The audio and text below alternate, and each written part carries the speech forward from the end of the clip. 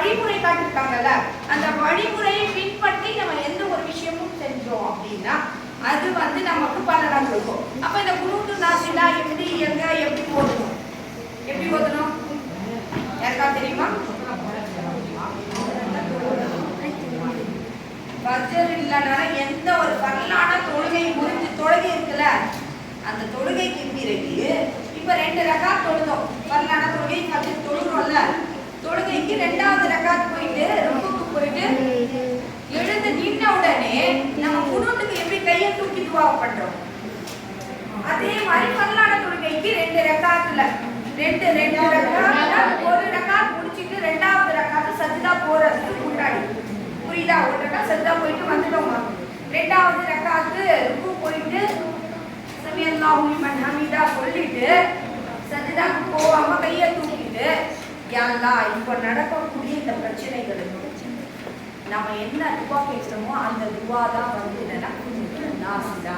இது ஒரு type of குனூத். இப்போ 3 ரகாத் இப்போ குனூத் படிச்சோம்ல, வித்ருவோம், அது ஒரு துவா. கடைசியில இப்ப வித்ருன்னா என்ன நினைச்சிருக்காங்க, வித்ரு பத்தி தெரியும். வித்ருன்னா நம்முடைய தொழுகையுடைய கடைசி முடிவு தான் வித்ரு. வித்ரு இந்த துவா. அந்த தொழுகையில நம்ம எதுக்காக பண்ணிட்டு அல்லாஹ் அக்பர் எடுத்தோம்ல, இந்த கையை எடுத்து துவா கேட்கறாங்க. அந்த துவா தான் நம்ம வந்து அரபிக்ல ஓதணும்னா அரபிக்ல ஓதுங்க, இல்ல நமக்கு எந்த வர்ற மொழியில ஓதுனாலும் கூட நம்ம துவா கேட்கலாம். அந்த 3வது ரகாத் துவாவுடையதுதான். இதுக்கு பிறகு தொழுகை இருக்கா அப்படின்னா இருக்கு. சில பேர் என்ன நினைக்கிறாங்க, இல்ல வித்ரோட முடிஞ்சிடுச்சு, இதுக்கு மேல தொழுகை இல்ல இருக்கு. ஏன்னா வித்ருக்கு வந்து அதுக்கு நிபந்தனைகள் இருக்கு. எப்பவுமே ஒற்றைப்படையா இருக்கு. 1 ரகாத் பண்ணிக்கலாம், 3 ரகாத்து, 5 ரகாத்து, 7, 9 அப்படின்னு அதிகப்படியா இருக்கு. இப்போ நம்ம என்ன பண்ணோம்னா சஹாபி இமாம தானே ஃபாலோ பண்றோம். அப்போ கண்டிப்பா நம்ம உங்களை ஃபாலோ வர மாதிரி நம்ம படிச்சுதான் ஆகணும்.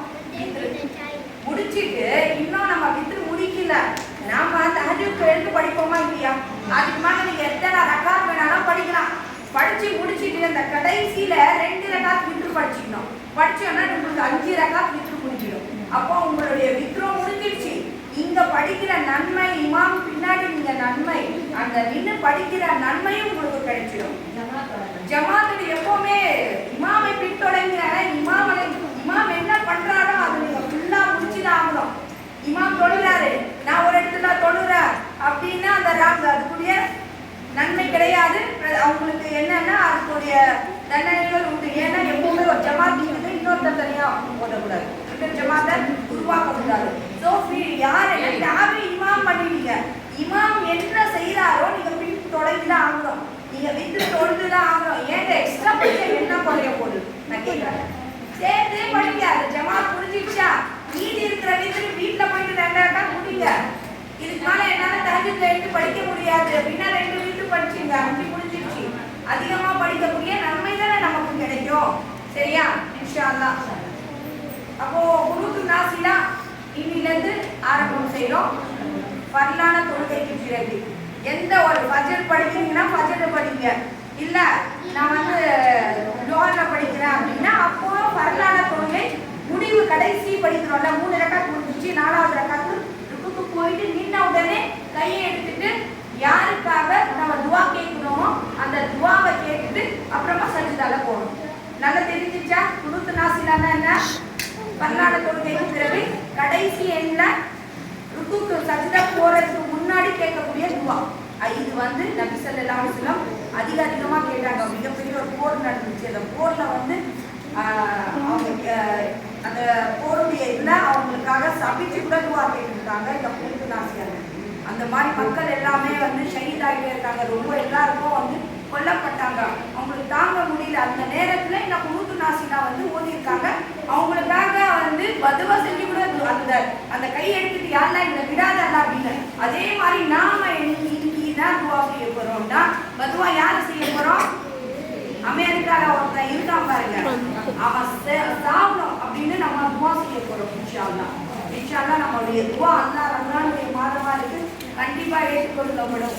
ஏன்னா யாரு இப்போ மௌத்தாகிட்டாங்க தெரியும்ல, அவரை ஒன்னே போட்டுட்டான். எப்படி உட்கார்ந்துட்டு இருக்கான் பாருங்க. அப்போ முஸ்லிம்கள் போரிட மாட்டாங்கன்னு அவனுக்கு தெரியும். ரமலானுடைய மாதத்துக்கு முஸ்லிம்கள் போரிட மாட்டாங்க. அது தெரிஞ்சு வச்சு அவன் அடிச்சிருக்கான் அப்படின்னா என்ன மாதிரி இருக்கான் பாருங்க. அவன் நல்லா இருப்பானா? அவனுக்காக சபிச்சு துவா செய்யுங்க, சபிச்சு அவனுக்காக பதுவா செய்யுங்க. அதுக்கு பிறகு நம்முடைய எந்த மக்களுக்கும் பாதிப்பு வராது. ஈரான்காரங்க சொல்லிட்டாங்க, அவங்களுக்கு மக்களுக்கு பாதிப்பு இல்லை. எங்கெல்லாம் அமெரிக்காவுடைய அந்த ராணுவம் இருக்கோ அதை தான் அடிக்கிறாங்க, மக்களுக்கு பாதிப்பு இல்லை. இவனுக்கு தான் தெரியாது.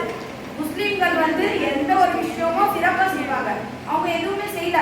அவங்க ராணுவம் எங்க இருக்கு அங்கதான் அடிக்கிறாங்க.